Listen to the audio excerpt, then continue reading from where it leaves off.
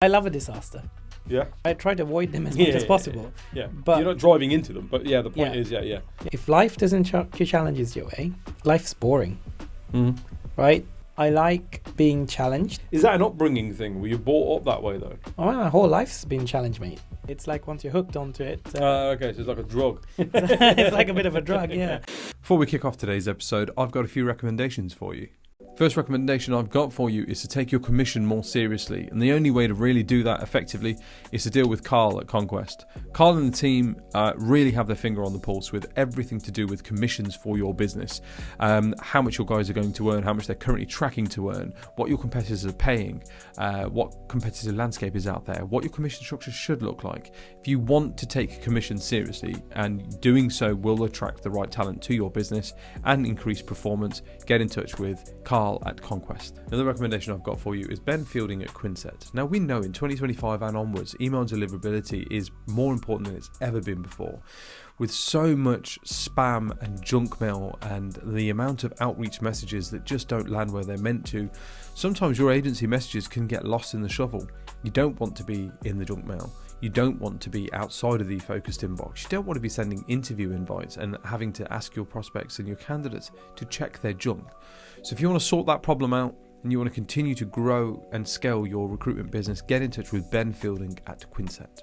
My next recommendation to you is Ross Thompson and the team at Infinity Staff Global.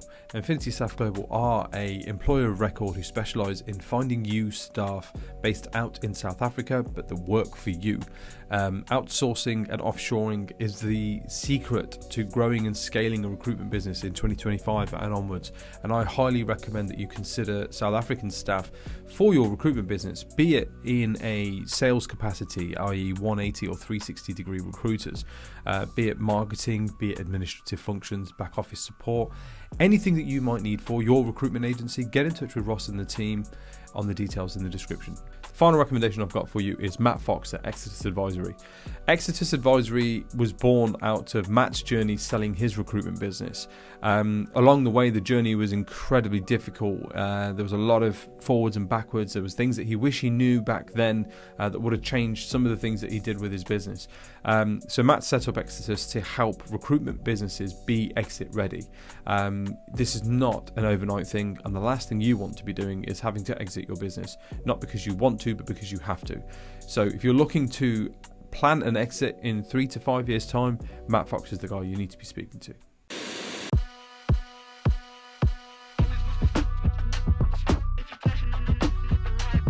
Welcome back to another episode of RecTalk. I'm your host, Nitin Sharma, founder, CEO, and all that good shit of RecTools.io, which is the only whole of market directory of the entire recruitment supply chain out there to help you grow your recruitment business, your talent acquisition team, or even your hiring strategy within your own business. I'm also a proud Curry Cartel member of the Recruitment Curry Club, which has now put on over 45 events worldwide, ranging from Glasgow, London, Birmingham, Manchester, Bristol, Southampton, and then we've gone over to Australia, Brisbane, Perth, Sydney. We've got an event coming up in Hobart. We've also had events happen in New York 3 times, I believe now. The Recruitment Curry Club is something you need to be involved in if you're in recruitment and you're fed up of the usual networky bullshit stuff. We have one rule and one rule only, that is no sales chat. I have an additional rule, which is no dickheads allowed either. So get yourself down to the Recruitment Curry Club. I'm also the proprietor of this wonderful podcast, which has just recently hit 100,000 subscribers on YouTube, which is something that has never been done before in the recruitment industry. So I want to start this episode off by personally thanking every single one of you for liking, sharing, subscribing, doing all the cool shit that you guys have been doing that allow me to do this as a job and annoy my wife because she actually works hard and I don't. My guest today is the MD, founder, CEO, the owner of Avensys Tech, who are RecTools recommended Microsoft certified partner. What that means for you is if you need somebody to look after your IT because you're fed up of doing it yourself or you're fed up of getting a shit service, Kan is the man to go to. Kan, first of all, mate, appreciate your time. Thank you. You're a regular on this podcast, and I love spending time with you. I love every time we catch up. We have a really, there's never enough time. But what we both, I think, agree is that, look, I always talk about on this podcast how, there's two rules in sales, and that is that people buy from people like them or people buy from people they like. Now, relatability and likability is so key in running a business and in succeeding in business, I genuinely believe that. And we've spoke a lot on off camera about the fact that no one really knows the man. You're very, very good at what you do. You are, without a doubt, one of the most clued in people on Microsoft stack and helping agencies get the most out of their current Microsoft spend without it costing them an arm and a leg. But I think there's more to that. So this episode is going to be about who is Kan and why do you do what you do. So look, let's kick us off, man. First of all, I always call you Kan. Your name is incredibly complicated to pronounce. So, do you want to set the record straight and tell us how the fuck do you pronounce your name? So, how do I start? If you go by what they call me in Sri Lanka, it's Kanchana, right? But I've been called everything from can of tuna to can of Coke to can to can tuna. But yeah, I prefer to be called Kan. Kan. Yes. Okay. And your surname, that's incredibly complicated as well. 14 characters also, I think 13 or 14. I can't even count. Mallawathantri. But it's only 5 characters in Sri Lankan. Sinhalese. So say it again. Mallawathantri. Mallawathantri. Yeah. Okay. Yeah. Yeah, that is. It's very unique, apparently. So there's a reason your wife didn't take that. No. She's got a two-letter surname. When I was in Sri Lanka, long time ago, I was quite fascinated with looking up the yellow pages and seeing if there was any other people under the name Mallawathantri. So when we get to the M's and to the MAs, and then you get to Mallawathantri, there you go. That's us. Yeah. Oh, there's no other Mallawathantris in Sri Lanka. But recently, though, I've Googled it. There's about 3 others. So there's me. Oh, you're growing. No, well, they've made a presence. So maybe they didn't have phones back then. But so they were X-Directory, one of the two, right? This is days before searching online for people's phone numbers. Way before the introduction of Windows 95. Yeah. But basically, there's my aunt in Australia who's a respiratory surgeon. She's well known. Actually, she's the other successful Mallawathantri. And then back in Sri Lanka, there seems to be some sort of doctor who's got a Mallawathantri name. So so there's a few of us. So the surname, is it? Correct me if I'm wrong here. So I don't know if this is accurate for Sri Lankans, but is it a combination of names? No. All right. So this is a lineage then. Yeah. Okay. Right. Yeah. One word. What does it mean? Where does it come from? Because obviously in the UK you've got people that have got like surnames like Blacksmith, who were formerly blacksmiths, and so on and so forth. That's interesting actually. So I've asked my grandparents this. Where does it come from? I don't think they know what it means either. So Mal means flower. I can't remember what Tantri means. Maybe someone in the audience who's Sri Lankan might be able to help me out here, or I might have to call my grandparents. But it's like keeper, probably, something like that. Okay. Flower keeper. Probably. Yeah. You were gardeners? Probably. I don't know. Could be. Who knows? Right. No idea. So you were born out in Sri Lanka? I was born in Sri Lanka, yes. And when did you move to the UK? So I'm in 2 bouts. So the first time I was here was in the early 90s. And then my grandparents thought it'd be a good idea to take me back to Sri Lanka to kind of engross me in the culture and Fair. Yeah. And stuff. And then I moved back here before my GCSEs in the early 2000s. So how old were you when you first moved over, and then when you went back and then came back again? So I was, I think, about 3 years old when I first came into the UK. Right, okay. And then I left when I was about 5. Jesus, right. Because at that age, like, this is your home, and then you've been plucked out and take. Yeah. So I did quite a few moves up and down. So came into the UK back when I was 14. The funny part was because I had done year 1 once back in the UK, and when I went back to Sri Lanka, they put me back into year 1 because I didn't understand the language there. Yeah. And then when I came back into the UK, I was in year 9 in Sri Lanka. They put me into year 10, so I missed all of year 9. and then it was GCSEs around the corner after that. So it was quite challenging. So here you are in northwest London, and I've got a few things to kind of catch up on. One was obviously getting up to speed with the language, getting up to speed with the culture. Of course, what we grew up in Sri Lanka with learning and kind of understanding was completely different to what the kids here were talking about. Hence where the Kanatuna stuff comes from. I recently went back to my childhood school to deliver a speech to people, and this is based in Harlesden, in northwest London. Okay. Willesden, Harlesden. And it was just about saying to people that, you know, if you put effort in and have a sort of direction that in your mind where you want to be, you can succeed. And it's about putting in the graft, it's about putting in, and it's about being conscious that you want to get there. Yeah. And there's no such thing as you'll always be stuck in where you are. No. So yeah, from Harlesden I went into Nottingham. I spent about 4 years in Harlesden going to school. It was a very rough area, as you probably know from things, and all too well, but yeah. yeah. And then it was up into Nottingham, which is completely different altogether, because obviously now you have a red brick university. So I was one of few people from that school to go into university that batch. One of us made into Oxford. One of us, I went into Nottingham. So those are there was a few others who went to good universities. So I was lucky enough to be part of a group who were quite concerned about education back then. And then Nottingham was in my face basically, because it was the first time I was living on my own outside of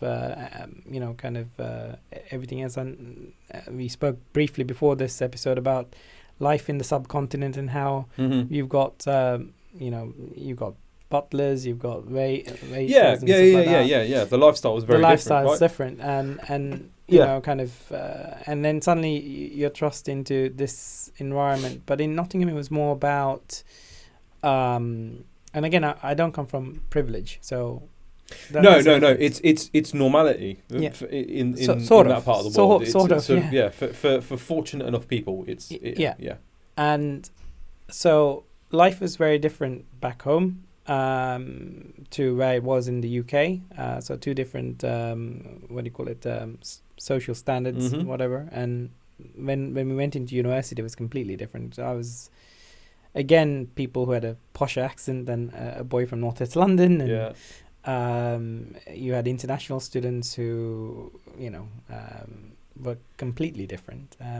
I never quite fit in with the local crowds because I wasn't into my football or any of the other things, because I was still trying to find my feet there.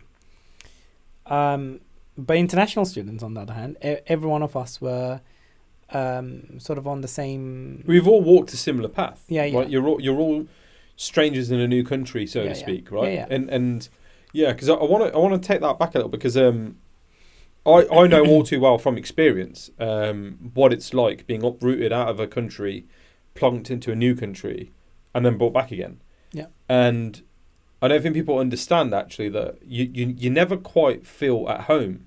No. Because this was like I was born here, and I was in year 3 or 4 when I got taken out to India, and I was in India for 3 years. So I'd made friends. I had a best friend, and we had we played football all the time and all that sort of stuff, and a group of friends that we were really tight with. And then all of a sudden, no rhyme, no reason, wasn't informed by my family, and we were fucking taken away. And when I came back again, and that was in like year 8, literally people were like, "Are you the guy that went to?" Yeah, that's me.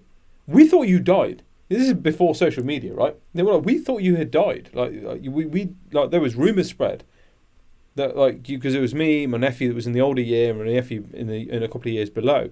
They're like, "You all disappeared," and we all just assumed that maybe there was some sort of car accident and you all died. And we'd just convinced that this guy he used to come here and now he doesn't. He must be dead. Where were you? I was in India. In India, I was the weird kid from the UK who didn't quite understand, and I was actually quite thick compared to those people. Yeah. And then when I got back again, I was the weird kid from India. Yep.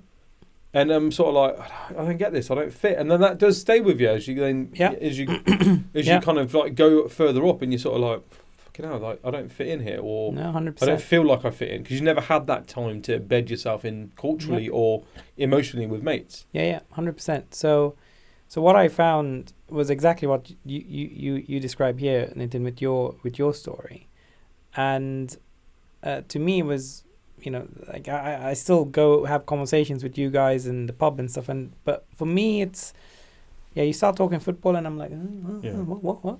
Yeah, because I'll get it. Yeah, and it's different. Like, I mean, back in university, I mean, recently I missed out a trip to Nottingham because I was at one of the recruitment events. Right. But we had our 20-year anniversary of starting university. I don't know why I missed it, but the guys like going out having a blast, you know, going out clubbing, blah blah. And it's like, I did that for a while in university, trying to blend in with people, but it just found, it's not me. It's not me, because I'm the guy who likes, you know, quiet places outside of bustle and hustle of big cities, and have a walk down, I don't know, country roads, or take a long drive on country roads. I mean, there's nothing better than a quiet road to drive down, because it takes your head away from all of the other shit that's going on. My wife doesn't quite get it. She's like, "You love driving, right?" I was like, "Yeah, I do, but it's it just means that I'm not thinking about anything else." Because you're having to consciously concentrate on not crashing. So therefore, your subconscious isn't running wild, and your car tends to help you a little bit with that. But yeah. Well, it depends on what car you got, right? Yeah. If you're driving my 20-year-old Mercedes, you've got to concentrate, because it's fucking going to give up at any point.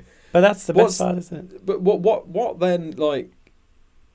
So you graduate, and then like you end up in recruitment, right? That was long time. Yeah, there's a big gap, but like it seems a bit of a mismatch, because again, recruitment is full of very much kind of pedal to the metal, money motivated, like kinds of people. And again, I'll talk from experience here, where I was kind of like, I mean, my first 2 years in recruitment, I was like, I don't know whether I want to do this. You know, everyone's going out on a Thursday getting pissed, and then coming in on a Friday hungover, and I'm just like, look, I got my mates, man. Like, you know, I actually quite like spending time with my family. Like, you know what I mean? Like, I don't need more mates. I don't want to do this. You know. So I'm the designated driver. And that's what I do. In you know, like people look at me and say, "Oh yeah, Kan's a sensible one ish," who's kind of got your back if shit goes wrong. But yeah, how I ended up in recruitment, that's a good question. So I spent straight after uni, I came into the financial crisis in 2008. There weren't any jobs going. Everyone was applying for graduate schemes. You know, there was like, you know, hundreds of applicants for the same position and stuff like that. And I was like, do I want to really go into the corporate world? And so I had quite a few interviews and stuff, and there's one company I went into. Matter of fact, when I walked in, I was like, do I want to do this job? It was an IT support role. It was a new role that was created because the company was in a stage of growth. Okay. And they were an events management company. So they did conferences, masterclasses, workshops all across the world. And I was like, there's some potential travel involved in it. I was like, okay, I like traveling, right? This could be a little glamorous, whatever. But more importantly, it was more like my first sort of position where I could kind of, you know, I was the only IT person in the company, but they were working with MSPs, and they were working with external developers and stuff like that.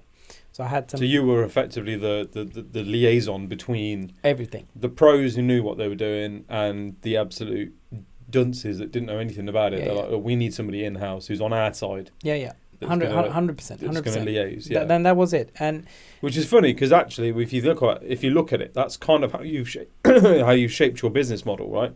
In that your target customer are recruitment business owners who don't know anything about IT. They don't know what they don't know. They don't have an interest in knowing. They don't want to, and they just want to trust somebody that's like, look, can you just be on our side? And just sort this shit out? Yeah. And that's what I did. So 2008, I joined this organization, and it was about kind of one of the first things was about let's have a look at the service suppliers that they've got, see whether they're actually delivering value and stuff like that. So one of the first exercises was that I saved them some money, transition systems. This is back in the day of Windows XP and stuff back then. Windows 7 was just coming out. There was loads of things happening. And so it was all about fighting the corner for the SME. It was a fast-paced environment because they had 400 events worldwide happening. Everyone was on the go. Downtime was non-negotiable because you're at an event, you can't have shit go down at the event, or you're working to tight deadlines because there's 6-week, 8-week turnaround times for these things. And remote working back in 2008, for most companies was unheard of. But obviously this is an events company that have staff working across the globe at any one point. So you have to be remote friendly. And from that point, I worked with a fantastic finance director there.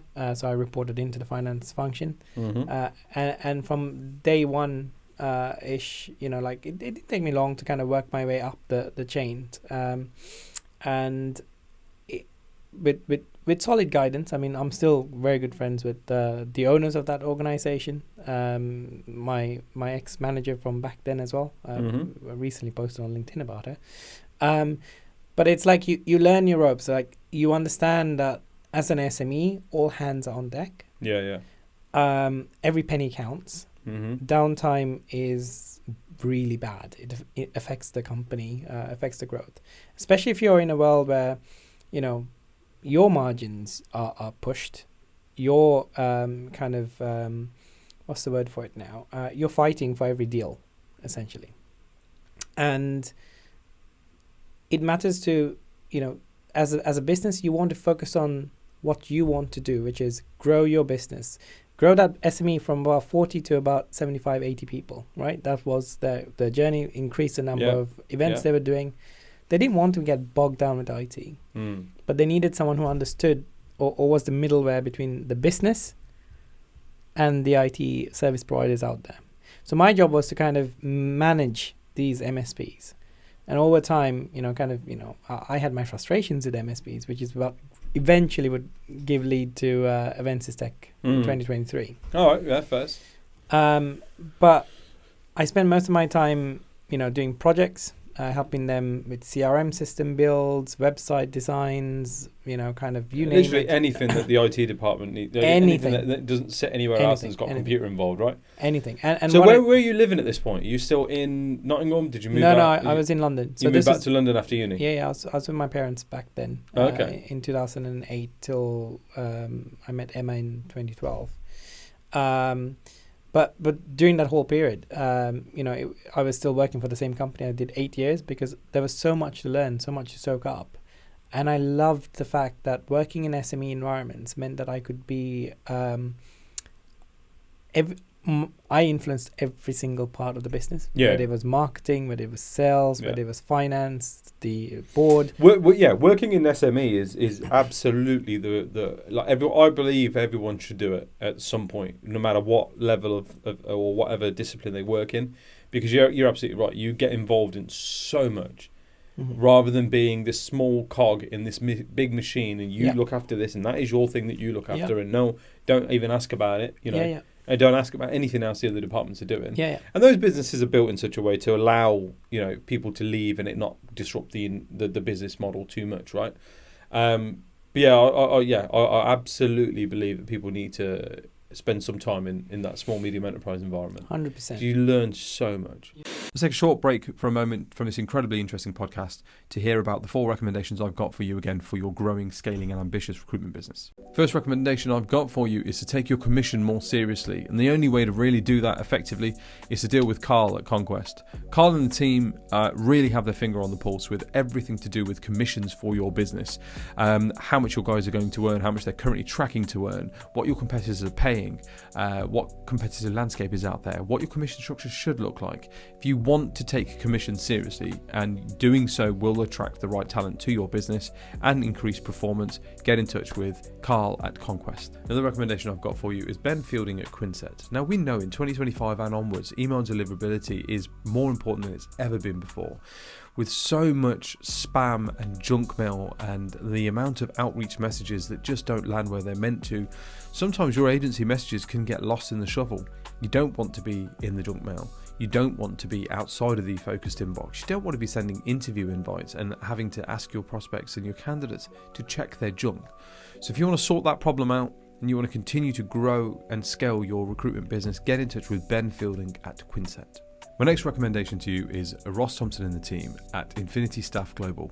Infinity Staff Global are an employer of record who specialise in finding you staff based out in South Africa, but that work for you.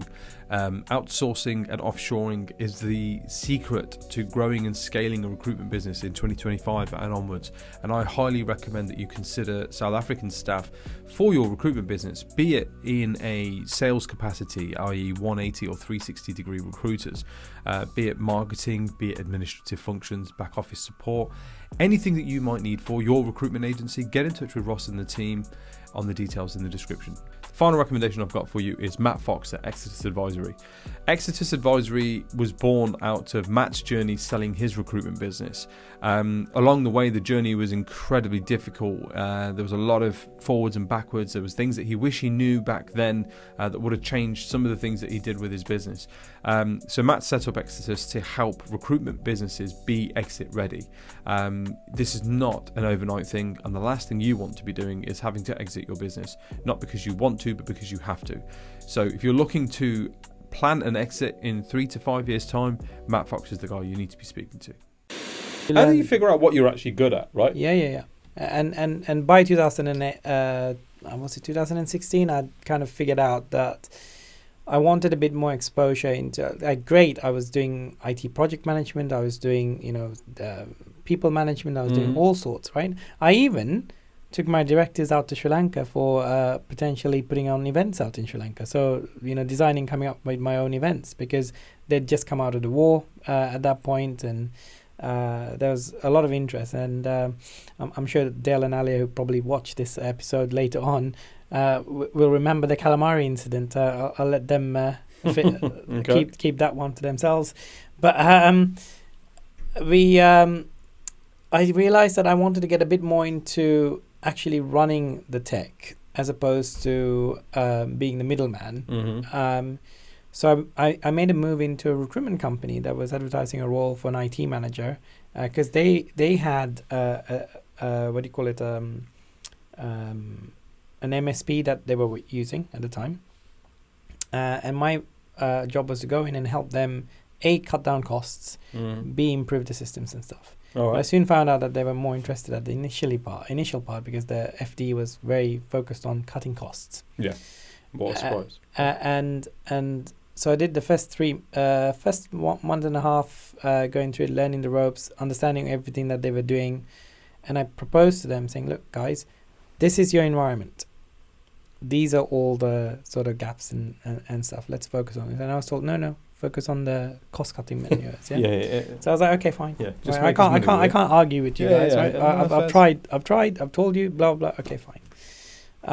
And then shit hit the fan. We had a ransomware incident about 2.5 months into me starting. Now, with ransomware, it's not like it happens overnight. Usually what happens is these attackers would get into your systems months before. Yeah. And they suss everything out, and they figure out what you're doing. Yeah. They look for trends, when do they run reports, when are they in these files, what are they doing here? 100%. And they wait for a time when you're the most busy to pounce, because then you're more likely to pay up the ransom. Yeah. It wasn't as sophisticated as it is right now, back in 2017, but it was pretty... It was sophisticated enough to be a nuisance. Oh, yeah. More than a nuisance. It caused about 3 days of downtime and stuff. But, one of the things that I've built up over time is like, the owners of the company could look at me and say, and they didn't worry because, Kan had it. Yeah. Kan had everything under control. And that's the kind of personality I've built over time. So you good under pressure then, are you? I am, yeah. I think so. only interrupt this broadcast to tell you that it's discreet for me to get in, and you wouldn't even know I was there. Now, go about your day and get back to your business. I love a disaster. Yeah. Not that I try to avoid them as much as possible. Yeah. But you're not driving into them, but the point is, Yeah, So- chuck one at me. Okay. Yeah. Interesting. What do you think drives that then? What have you always been that way? So when I started my last job at TFS Healthcare, it was my last job in as a IT manager. Healthcare recruitment business, 170 plus users, lots of different brands, etc. And my manager then, John Seeley, asked me a question. He said, Kan, so what drives you on a day-to-day basis? I said, well, challenges. If life doesn't chuck your challenges your way, life's boring. Mm-hmm. Right? Mm-hmm. And that was kind of my thing. So I like being challenged. Is that an upbringing thing? Were you brought up that way though? Oh, my whole life's been challenge, mate. It's all along from when I was a kid till now. Everything's been a challenge, right? Adapting to different environments was a challenge. Going into university, coming out with a decent degree was a challenge, right? Getting a job in 2008 was a challenge, and obviously, Well, some would argue that those are just circumstantial events, right? So you haven't chose to put yourself in challenging scenarios. Yeah, but once you're used to it, it's like once you're hooked onto it. Okay, so it's like a drug. It's like a bit of a drug, yeah. And that's exactly what I do. Like, I go into organizations. When I used to, recruiters used to call me Mr. Transformation, because I used to like going into organizations. Like I've done transformations for 3 companies now, big companies.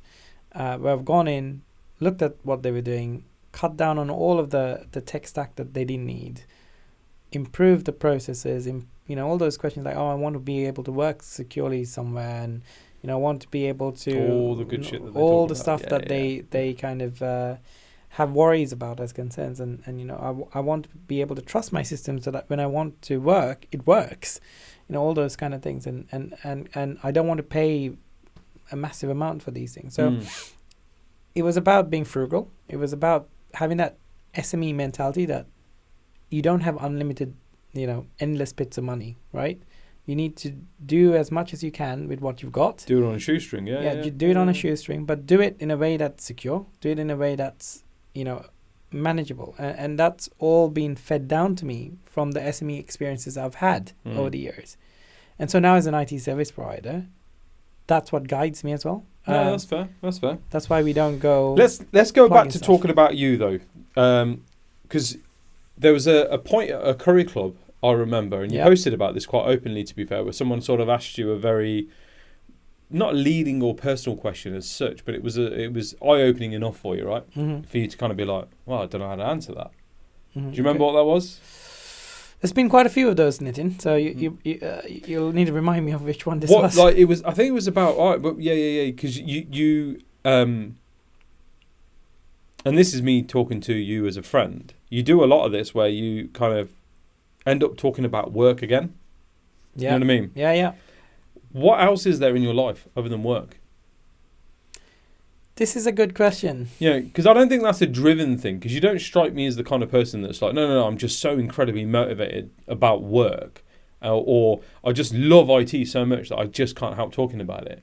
I think sometimes it's a bit of a kind of, you're either sort of like, I don't know whether people want to know about anything else, or whether you kind of like intentionally hide away parts of your life.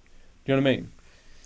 So I think this is now turned into a therapy session. No, yeah, of course, yeah, great, lovely, yes. Tough one. I think I focus on work a lot, and I think the wife brings it up quite often. It's one of those things like, do you not do anything outside of work?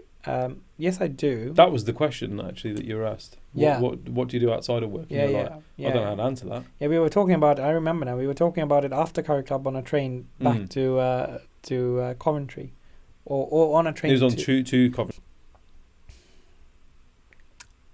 It's a difficult one because it's like I've got certain ambitions that I want to kind of get to. Like I said, I love challenges, so it's about as much as of proving myself that I can do this, as it is about everything else that's ongoing. I tend to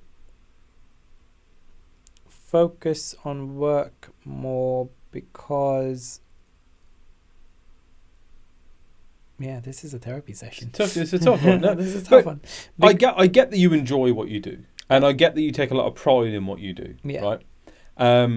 But I come at it from the angle. Look, I'm absolutely not somebody that anybody should sort of use as a template on how to be in life, right? But my angle is that my family, my children, my wife, my extended family, my closest friends mean more to me, right? They're my why. And so I always say to people and that ask that, look, being a dad to my 2 girls, that's my job, that's my priority, that's my purpose. Everything else is just shit that I do to keep me busy in the meantime.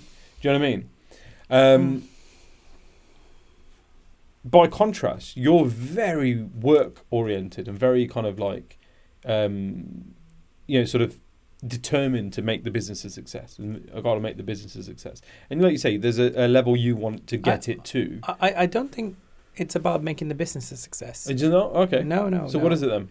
So I try to do everything for everyone, right? And I think sometimes it to the detrimental points, and usually I can't seem to balance it. Okay.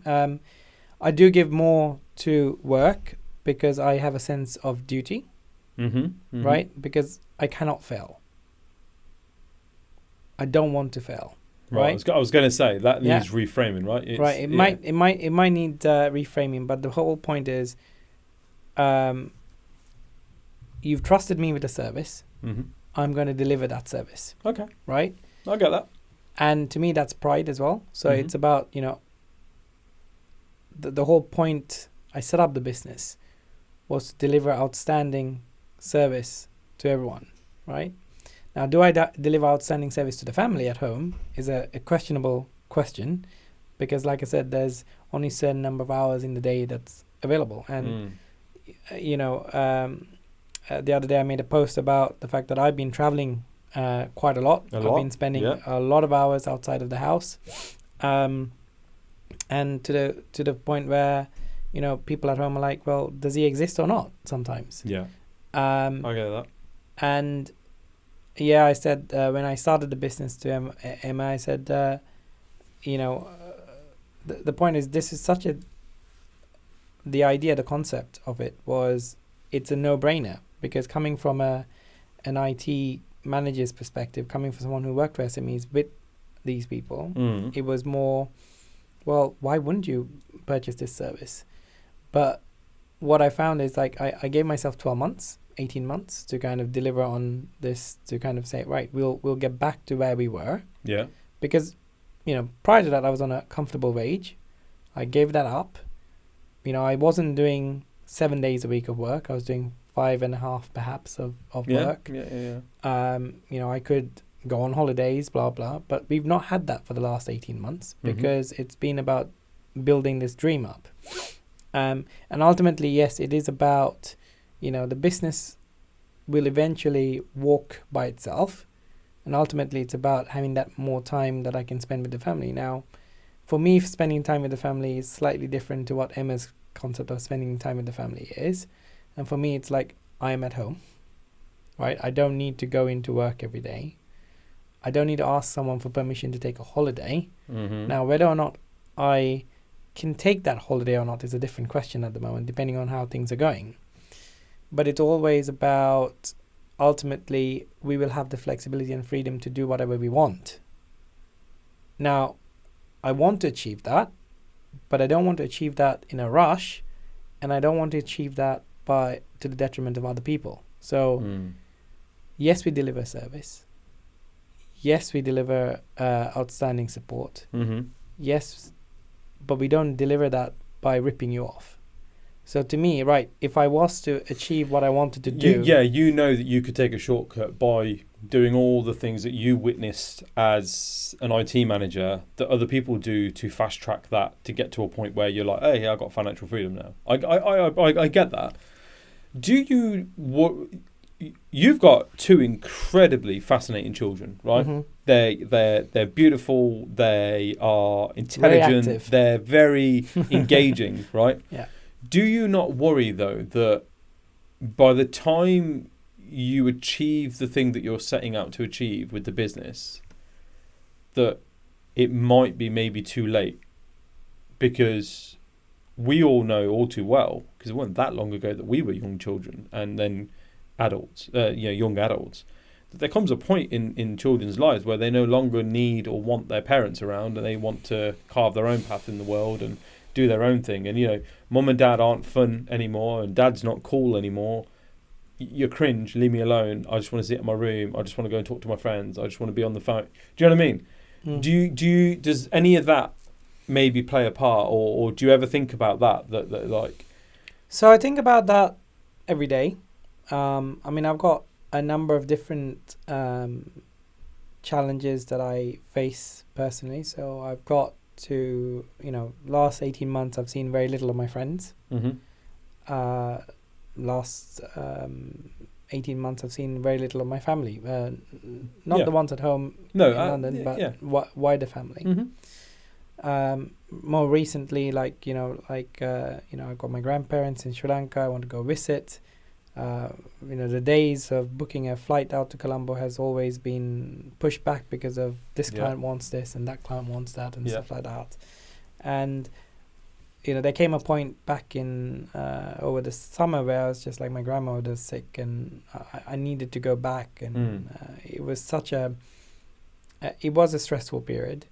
At the same time with the kids and Emma and stuff like that, we go through the phase of, yes, they need to go on do kid stuff with their dad, and it's one of those things where I try to fit them in as much as I can at the moment. I'm not very good at expressing emotions, if that makes sense. But which is interesting, leads to a lot of interesting conversations within me and Emma, I guess.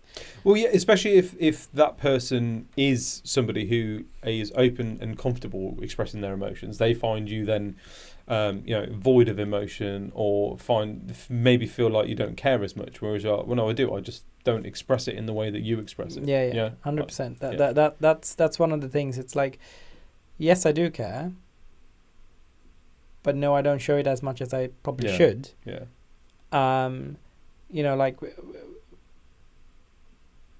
It's one of those things, right? So I usually work, like I said, long hours and stuff, and it's like, oh, are you not going to... Like, one thing I do is, like, I do take a lot of time to cook. So cooking takes me off things. And I enjoy, like, preparing meals for the family and stuff. And if I'm the only one eating, then I don't actually go out of my way to cook anything. So that time I do spend with the kids, I guess. But Emma's idea of spending time with the kids is slightly different to my idea of spending time with the kids. Which probably doesn't help them when she sees me on Instagram, like going on holiday for 6 weeks. No. I get a lot of shit for that. Like, look at Nitin. Nitin's I'm sorry. And I'm like, well, yes and no. So I run a services business where people expect peace of mind. Yeah. And that peace of mind is 24/7. So you can never really shut down. And so there's a bit of a disconnect between what... no, absolutely. We run two completely different businesses in the... mine is it's not as... You need to be in your business, whereas I'm trying to actively build mine where I don't need to be in it as much, or actually when I decide I want to switch it off and unplug for a bit, I can do that. But that was a conscious choice.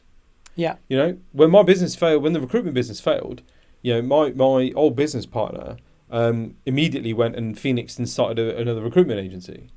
I made the conscious choice not to do that because, again, if I'm running a recruitment business, I'm going to be constantly working, and I didn't want to do that. Like, you know, and like rushing the kids into school, telling them to hurry up because daddy's got to get to the office, and like that was all playing in my mind. That, like, I did all the right things that we were supposed to do, right? I started a business, we got an office, we hired staff, I did all those things, and at the detriment of my social life and my personal life with my wife and my kids. And then it fucking went wrong anyway. So surely it's better to just kind of be like, all right, well, look, you know, statistically speaking, businesses fail, and that's okay. But also, statistically speaking, kids grow up incredibly fast.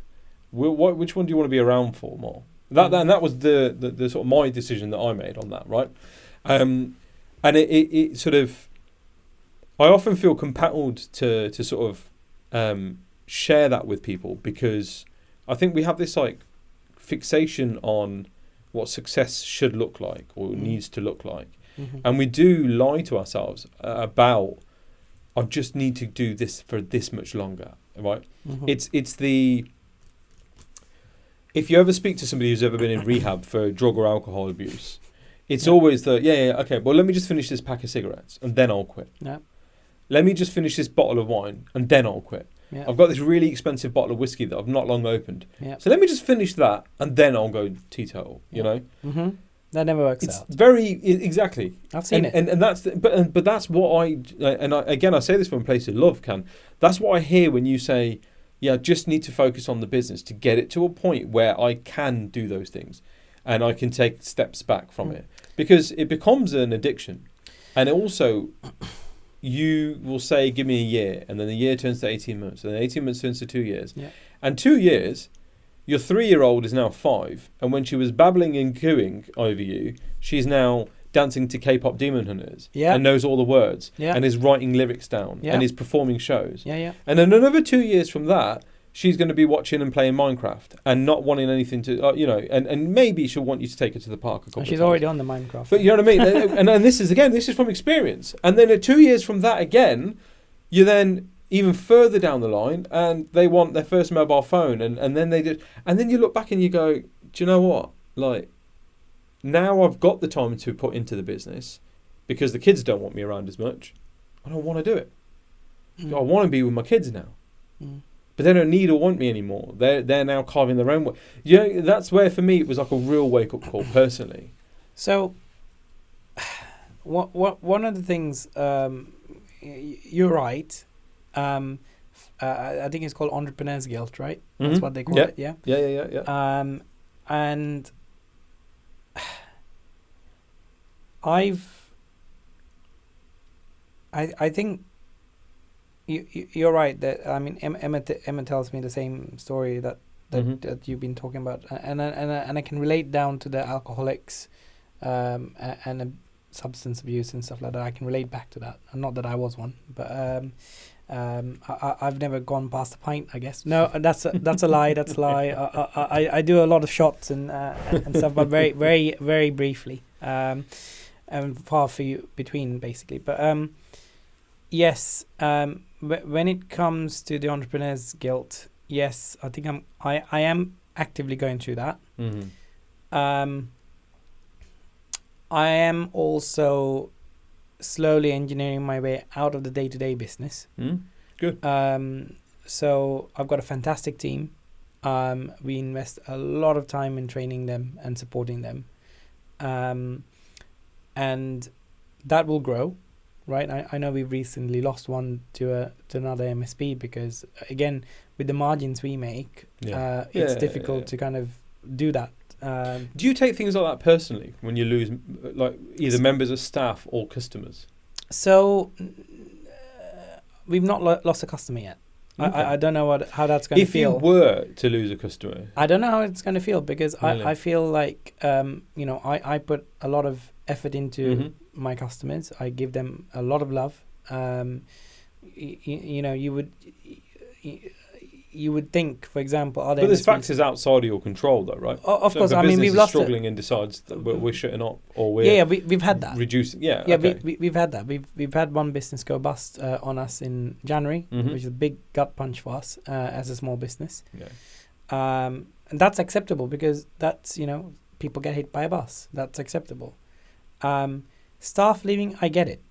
I get that people want to be places. I wanted to be places. I made those same choices that they make, right? So, and if I can help it, I'll make sure that doesn't happen again. And that's not been because they don't like me or don't like the company. It's because they've got ambitions they want to make in life. And I told the guy, I sat him down and said, look, I get it. Yeah. Right? Yeah. I support your decision. And he asked for a recommendation letter. I gave him the most, glowing one I can do. I've supported and shared him on LinkedIn. You can see the posts that I've made about him. And we don't have a culture of like, you can ask the team. There's all that, right? We don't have a culture of like, oh, you're leaving, screw you, blah, blah, blah. None of that stuff, right? And it was quite welcoming to see when he was leaving, like up until the last day, he put in as much effort as he could. The guy was saying late to like regularly. Because you've created an environment where people feel obligated to give their all because you give your all. Yeah. Right. And I get that. But yeah, I think it'd be interesting to kind of see how you navigate pulling yourself out of the business, because I think it is very much like an addiction. Because you do get addicted to working long hours. You do get addicted to putting in your all at the cost of other things. Well, I think, Nitin, for me, where I see myself, is yes, I love being part of customers' journeys. I want to be there. I want to kind of give them the right advice, make sure that they're making, informed decisions, right? I can't say it's the right decision, but I can say it's as far as you're concerned, it's the informed decision, right? So that they make their choices based on all the given facts. But at the same time, yes, I also love spending time with the guys at work and being part of that journey. But I also want to spend time with the family, go places, go traveling, blah blah, whenever we can. Yeah. Right now, there's been two things, right? Two things that's been limiting factors for me over the last 24 months. One is, we do invest money in the business. So I need to make a choice between, do I invest thousands of pounds going on holiday, or do I invest money in the business and, stuff like that. Also time. So it's both money and time. And because I've funded this business myself all these years, right? So for me, it's important that we deliver the service. We don't cut corners.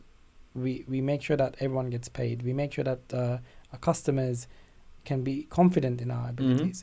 But also at the same time, at the back of my head is like, I need to take these guys on holiday. I need to spend time with the kids. All of that stuff is going on as well.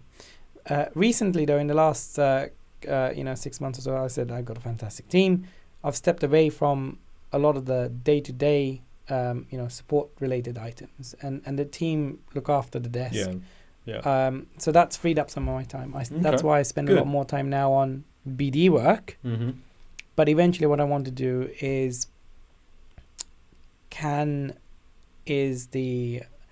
I want to lead. Like I said, I started this business to make a change, to make an impact on the world, right? It wasn't about like when I started Avensys, it wasn't about let's get rich quick. It was never about that. It was about let's make an impact on the world.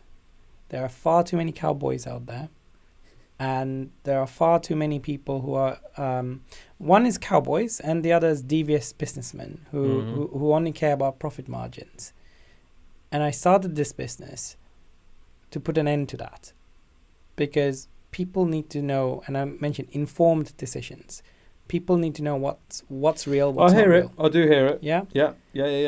And so for me, it's been a mission, right? So that's the mission. And at some point, that means I'll have a team who can do everything on a day-to-day basis in the processes and methods. It's not going to be in year 2, probably in year 3. I'm hoping it's going to be by the time I get to year 3. We will build up enough critical mass to do that. but I want to be the advisor.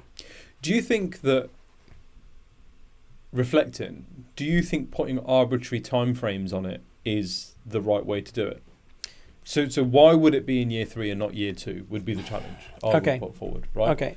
What is it about year 3 that's going to be fundamentally different to year 2, short of more customers? I think it's just that. I think it's like right now, the only thing stopping me from taking a step back from the business in terms of the day-to-day running and, having a bit more free time is the fact that because we're fair on what we charge our customers, we don't make massive margins, which means we can't hire a full-time salesperson or full-time. But there's an BD economies person. of scale to this, though, right? 100%. Because more customers means more time on the tools and more of your time, because you are so ingrained in making sure that your customers are happy and feel that their investment, because it is an investment on their part. Yeah.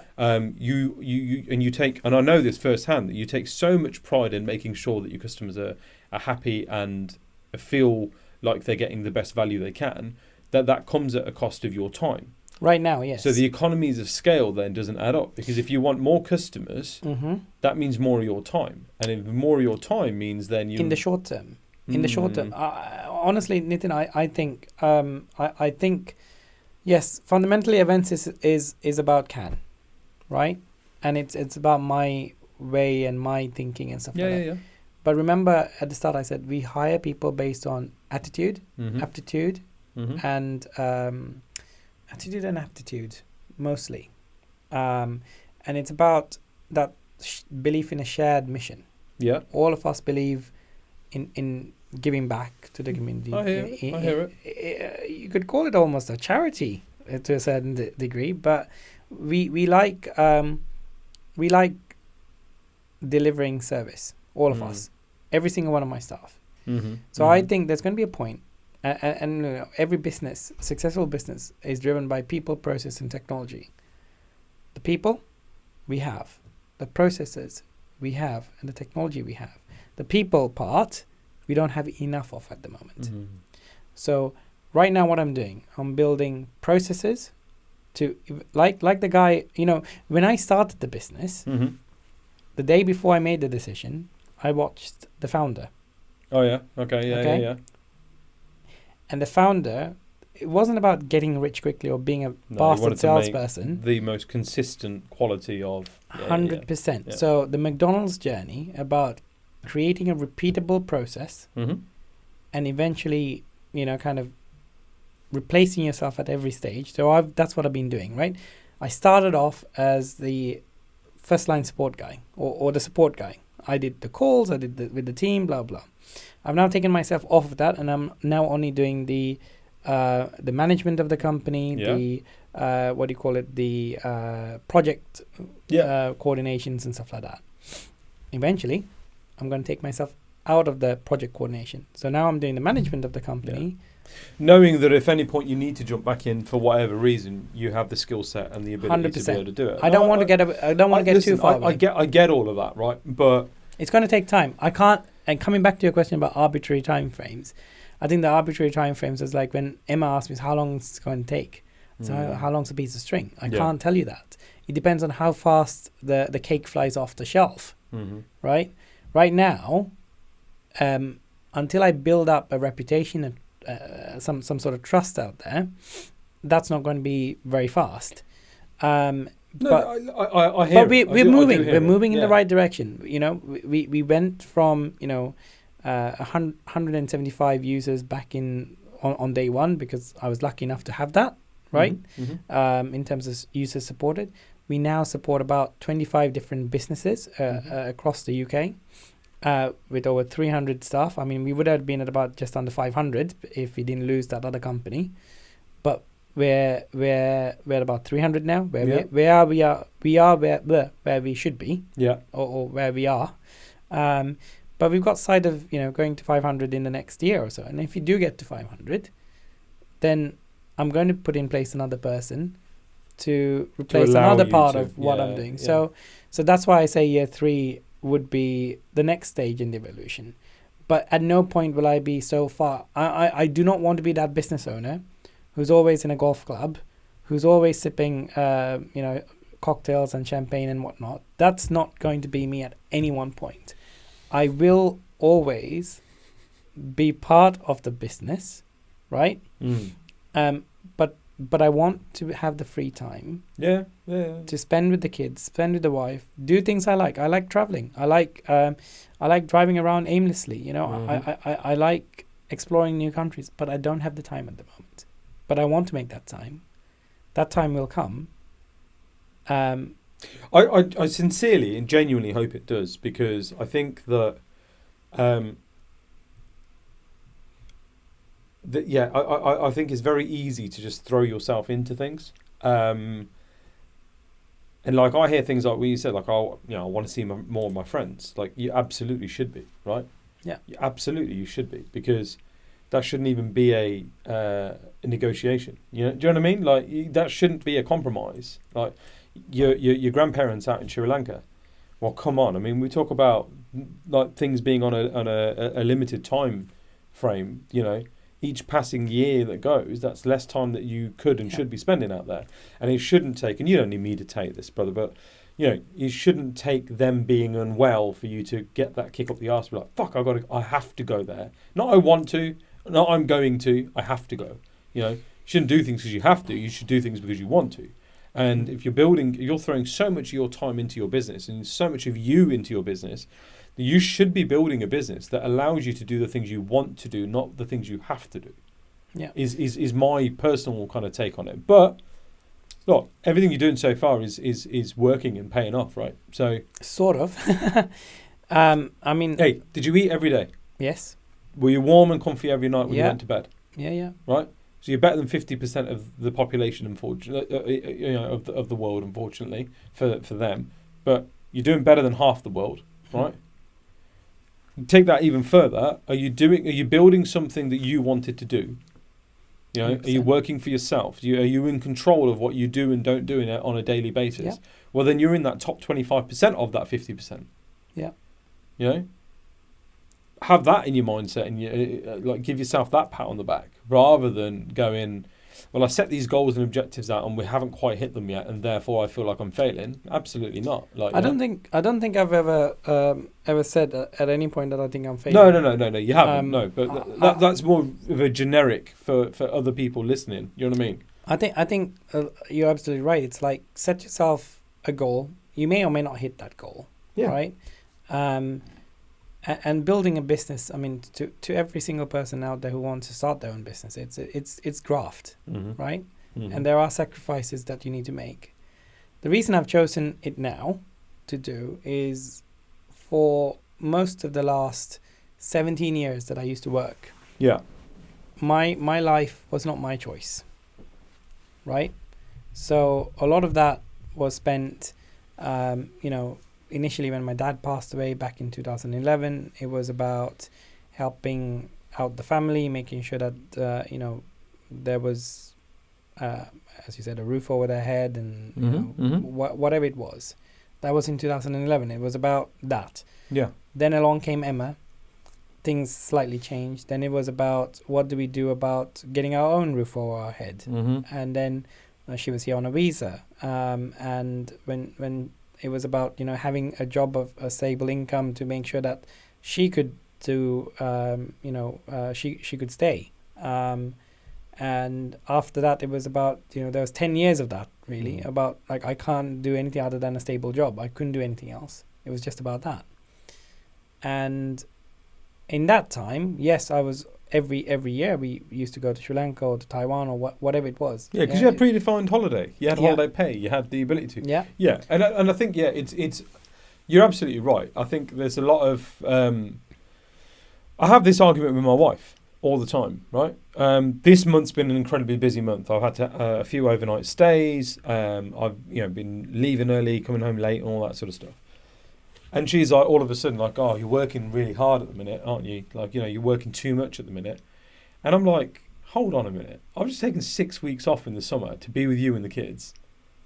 If that means I've got to work a bit harder than normal for a run of 4 weeks, I think you should at least appreciate that and accept that and kind of give me a chance to, I'm trying to build something. I'm trying to do something. Mm-hmm. Like, and sometimes you're right. You have to have that kind of like honest chat to be like, listen, I did all the shit for everybody else. It's my time to do my thing now. Yeah. And if I'm a workaholic, then so be it. Let me be a workaholic. If I'm the kind of person that takes everything really, really personally and seriously, and I want to throw myself into it, then you got to let me do that. Because hey, prior to this, I did all this shit that I didn't want to do. Yeah, I was doing a to-do list for somebody else. It wasn't even my to-do list. So don't now give me shit for following my hopes, my dreams, my ambitions. And look, I get it. I have a lot of respect for what you're doing, because unlike a lot of people, and I know you won't mind me saying this, you're not trying to build an empire on rented land. You could have very easily gone and raised a round of investment. Hey, we've got some fucking cash in the business. Let's go ham. But then the investors are going to be like, well, we want our cut back. So this amount that you charge in margins needs to double. You're not spending someone else's money to build your empire. You're not building it on rented land. You're ploughing the field yourself. You're putting the foundations down yourself. That takes time. That takes effort. That takes energy. And yeah, I think that would be that's important. I think for your loved ones to understand and accept that. Yeah, it's okay. It's our life. Me and my family's, but it's also on our terms. Yeah. It's not on some investors' terms. It's not under pressure. I mean, when we first started out this business, I had 2 other investors who wanted to invest in the business. It was initially very clear that one of the investors, what she wanted out of the business wasn't quite aligned with what I wanted to go. So we parted ways. And then, for me, like, for example, my way of doing stuff is very different to my NED's way of doing stuff. So we got this constant thing saying, "Can are you on drugs or something?" Yeah, you shouldn't be doing it. Yeah. And I'm like, no, because IT is the most boring topic out there that we need to kind of drill into people. It's difficult to go and have a conversation with someone about IT because they don't want to have that conversation. So we need to make it fun. I need to make it accessible. I need to make it relatable. And that's what I want to do. And so when you said about working my way out of the business, I want to get to a part where what I'm doing is like what you're doing now. It's the fun, cool, interesting cool shit. Yes. The dumb shit rather than the 100%. Yeah, roll up your sleeve shit. No, I get that. And I've no doubt you'll get there. I genuinely have no doubt you'll get there. I think it's been an absolute pleasure watching kind of your growth from when we first met to sort of and what you're very good at doing, Kan, is sort of taking little bits of inspiration from different people who are doing different things and kind of making that your own. So yeah, I think I've no doubt that year 3 isn't just an arbitrary hopefully target, but hey, because otherwise I'm going to get murdered. yeah. You said year 3, now it's year 4. Yeah, one of those. Yeah. Oh God. Well, listen, we can't win them all. No, we can't win every battle. Mate, thank you. This has been good, really insightful. Guys, for those who are still listening, if you are interested in finding out more about what Kan does via Avensys Tech, links will be in the description. Do follow him on LinkedIn, do connect with him, do reach out to him.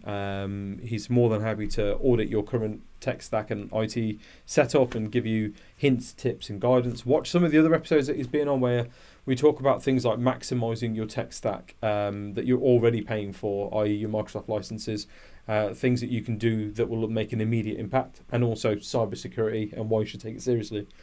Kan, I wish you nothing but success moving into 2026, and yeah, obviously no doubt you'll be back again and hopefully not sitting there going it all went wrong. No, so hopefully next time, well, not hopefully, but next time we'll probably talk about something a bit more exciting, I guess, than boring on my story. But yeah. No, that's good, mate. I want to thank you. Guys, that's all from us. Thank you for watching, liking, sharing, subscribing, doing all the cool shit that you guys do that allow me to do this as a job. New episodes drop every Wednesday and every Friday. We'll see you again next time. See you later. And that's the end of another episode of RecTalk. I hope you enjoyed that one thoroughly as much as I did recording it. And I'll leave you with my 4 recommendations that I gave you at the start of this video and in the middle. Get in touch with these guys. They know what they're doing. First recommendation I've got for you is to take your commission more seriously. And the only way to really do that effectively is to deal with Carl at Conquest. Carl and the team really have their finger on the pulse with everything to do with commissions for your business. How much your guys are going to earn, how much they're currently tracking to earn, what your competitors are paying, what competitive landscape is out there, what your commission structure should look like. If you want to take commission seriously, and doing so will attract the right talent to your business and increase performance, get in touch with Carl at Conquest. Another recommendation I've got for you is Ben Fielding at Quinset. Now, we know in 2025 and onwards, email deliverability is more important than it's ever been before. With so much spam and junk mail and the amount of outreach messages that just don't land where they're meant to, sometimes your agency messages can get lost in the shuffle. You don't want to be in the junk mail. You don't want to be outside of the focused inbox. You don't want to be sending interview invites and having to ask your prospects and your candidates to check their junk. So if you want to sort that problem out and you want to continue to grow and scale your recruitment business, get in touch with Ben Fielding at Quinset. My next recommendation to you is Ross Thompson and the team at Infinity Staff Global. Infinity Staff Global are an employer of record who specialise in finding you staff based out in South Africa, but that work for you. Outsourcing and offshoring is the secret to growing and scaling a recruitment business in 2025 and onwards.